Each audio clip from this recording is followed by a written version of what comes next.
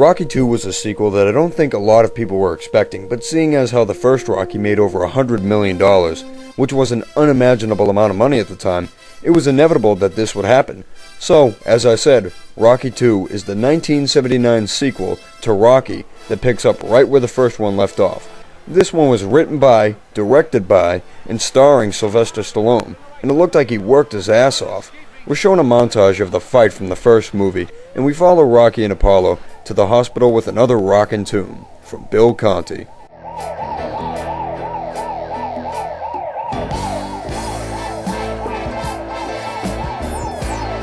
At the end of the first movie, what did Apollo and Rocky say to each other? Ain't gonna be no rematch. Ain't gonna be no rematch. Don't want one. And picking up right after the first movie ends, what did they say? I can beat that chump. I'll fight him any place, anytime. I hate to say it, but You're acting like a damn fool. we see all the characters from the first movie returning, and we also see that Paulie lost 30 pounds over the course of one boxing match. Yeah, he's losing weight, ain't he? So Rocky is getting treated and recovering in the hospital, and we already start to see the glimpse of fame he's getting. For your autograph. Sure. Would you sign it, please, to my good friend, Charlie Flynn? There you go. Hands are so sore. It's okay.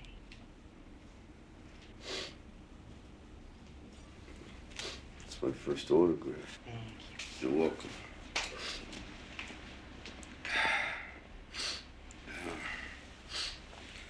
To my good friend Charlie Flynn, who I don't even know. So Rocky visits Apollo's room, and they have a conversation that doesn't seem like much, but has a lot more meaning to it, to the characters, as shown later on. Listen, could you answer me one question? Yeah, sure. Could you give me your best? Yeah. Thank you. And then Rocky gets out of the hospital, and advertisers and endorsers are coming left and right to ask him to endorse their products, but Rocky pays no attention to it, as he has more important plans. Rocky takes Adrian to the zoo where he proposes to her. Wait a minute.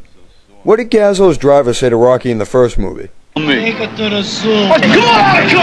Come on, Okay, Rocky? You know, I was wondering, like, what do you think you're doing for, like, the next 40 or 50 years? What do you mean?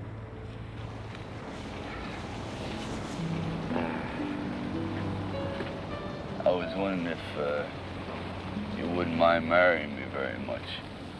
Rocky's casual and unusual proposal makes for a very real and charming moment in the movie, which is something to like especially early. So the two are married in a nice big church, and Gazzo takes Rocky aside and suggests that he invest in something worthwhile, which makes for a hilarious moment in the movie. How's about investing in condominiums? It's safe.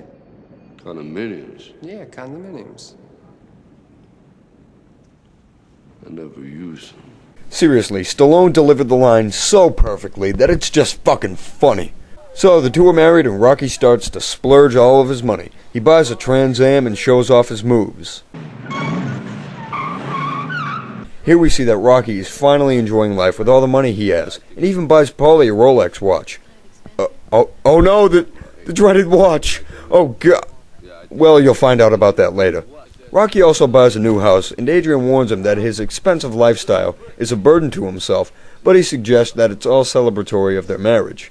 Then we get a scene that really explores Apollo's character, which I love. He's at home embarrassed about the result of the fight, because many of his fans and other boxing fans are doubting him. You call yourself the champ, you're a fake. The fight was a fake, go kill yourself. Wouldn't you rather play with the children than read hate mail? How much did you get to carry that bum for 15 rounds? You're a disgrace to your people. And it really gives another dimension to Apollo, which makes you feel for him, and doesn't really make him a villain. Rocky continues living an easy life, and we even find out that Adrian is pregnant. So, Rocky starts his endorsement commercials, which turns out to be a disaster to say the least, because we learn that Rocky has trouble reading, which makes us feel bad for him too. But I'd be lying if I said it didn't supply a couple of laughs. It will turn the women into beasts. Cut! Action! If you want to be the king of the beast and smell like a jungle rat, cat, in the afternoon, when I put it on to go out with the guys, and have a rendezvous. Cut! By the way, who wrote these scripts? These are the worst commercial scripts I've ever heard. So, Rocky starts looking for jobs, and we find out he dropped out of high school in the 9th grade, and he has a criminal record. Do you have a criminal record? Nothing worth bragging about. No one's going to offer you an office job. There's too much competition. Why don't you fight? I've read somewhere you're a very good fighter. Yeah, well, was you ever punched in the face 500 times a night? You know, it stings after a while, you know. He can't get the office jobs he wants, so he starts to look for some manual labor jobs, and finds a job at Paulie's meatpacking factory. And it appears everything is going alright for the stallion, other than the fact he's working with slaughtered cows all day. To Rocky's misfortune, they have to let him go eventually due to budget cuts. Everyone's urging Rocky to go back to fighting, and Rocky eventually brings up the matter with Adrian, and she insists that he doesn't fight due to his bad eye, and he reluctantly agrees. But he pays a visit to Mickey to talk to him about fighting again. Holy shit! Wah, wah, wah, wah, wah. Mickey lets Rocky know exactly why he shouldn't consider fighting again. Is that right? That is right. Yeah? Well, maybe it's you who ain't got it no more, you know that? Huh? Yeah, that's... Now look, you didn't even see that coming, did you? No. Well, that was from a broken-down pug like me. What do you think the champ would do to you?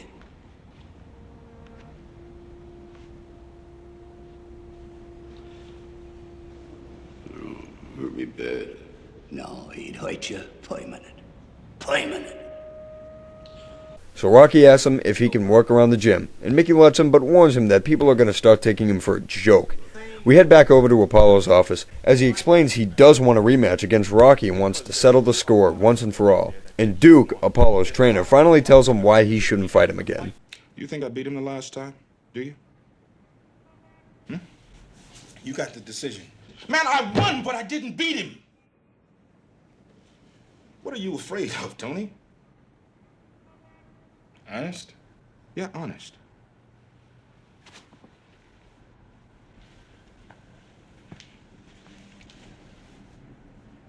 He's all wrong for us, baby.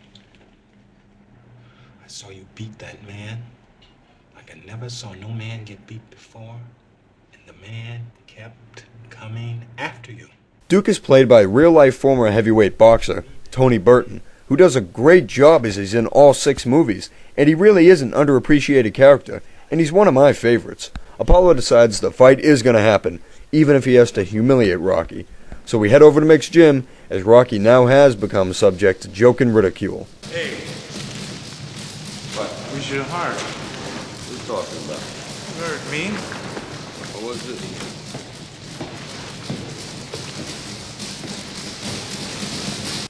I still like this picture better. Rocky works as guidance to training fighters and carries around spit buckets to Mickey's dismay, and people start to taunt him, just as Mickey warned him earlier. I can take it. Whoop. Hey! Can't you think of anything tougher to say than oops? Come on, hit that right. Gazzo comes back to ask Rocky to work for him again, and Rocky rejects it to leave his old lifestyle behind, which Gazzo surprisingly respects. Meanwhile, Rocky and Adrian are at home when Apollo comes on TV, challenging Rocky, claiming he'll be better than ever for this fight. Rocky still urges Adrian that he's able to fight and he wants to do it, and needs to do it, as it's the one thing he can do to help support his family. Mickey is also soon to make the same choice as they decide it's gonna happen. Absolutely.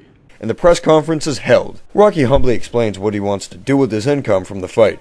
I made this list on the way over. I was just thinking of things to do. I'd like to get a couple of hats and a motorcycle and a couple of quarts of perfume for Adrian. She likes to smell good. And some Muppet toys, you know, Ernie and Big Bird and that frog. What's his name? Kermit? Mickey shows film of the fight and determines that Rocky has to switch from southpaw to regular to protect his eye and gain a lot of speed. How much speed? Well, leave it to Burgess. Demon speed. Speed's what we need. We need greasy, fast speed. So he has Rocky chase a chicken to get faster, and this chicken is one pesky son of a bitch, and this makes for a great moment in the movie. feel like a Kentucky Fried Idiot. Rocky shows a lack of determination because of the problems at home with Adrian, while Apollo is as determined as ever. You gotta say, Carl Weathers is a pretty damn good athlete. Look at him. He doesn't even seem like an actor. That's how great he does. Mickey confronts Rocky and flips his shit on him for his lazy effort. You go back to being a two-bit nothing. But don't you ever come back here again, because I'm too old to waste my time trying to train a no-good loser like you, you bum! So we find out that Adrian gave a premature birth, and she's in a comatose state, which devastates Rocky to the point where he doesn't eat, sleep, train, or even leave Adrian's side. Mickey visits Rocky at a church to convince him to overcome his problems so he can train and win the fight, because almost nobody gets a second chance. This shows some of the emotional dedication Stallone dedicated to the story, getting us involved with all of the characters completely, feeling Rocky's inner pain at the same time, until one night, while everyone is by her side, Adrian wakes up. Seeing that Rocky has been with her and supporting her ever since she's been in a coma, she finally lets Rocky fight with her blessing, and in this peaceful and dramatic and subtle moment of the movie, we get Mickey to break the silence and get us pumped up. Win.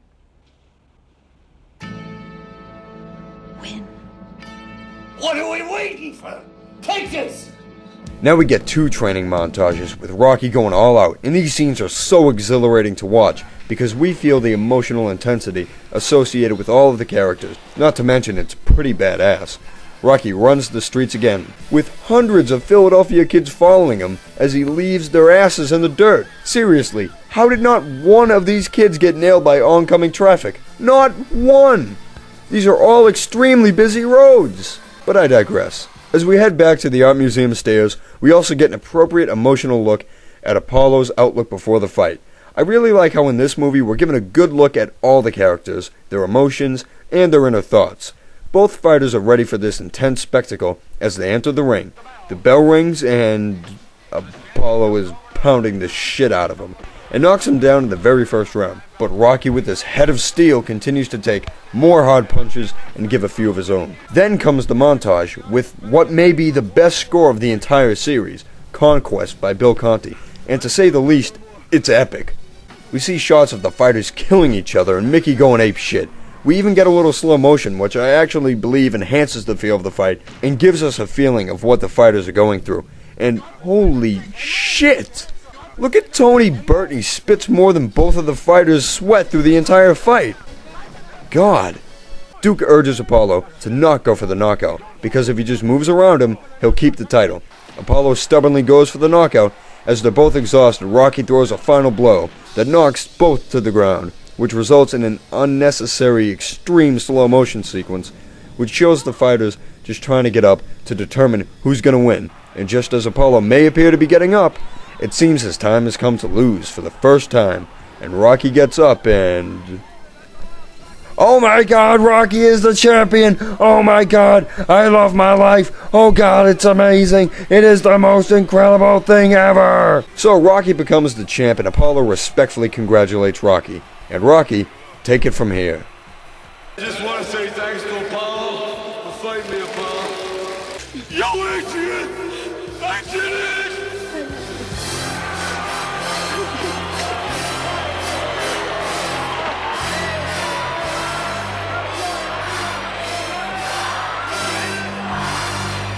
So, Rocky 2, what do I think? It's one of the greatest sequels I've seen. Some people complain that it's the same exact thing as the first movie, but I don't think that's true. I think this movie is much more involved with the characters, whereas the first movie completely centered us around Rocky.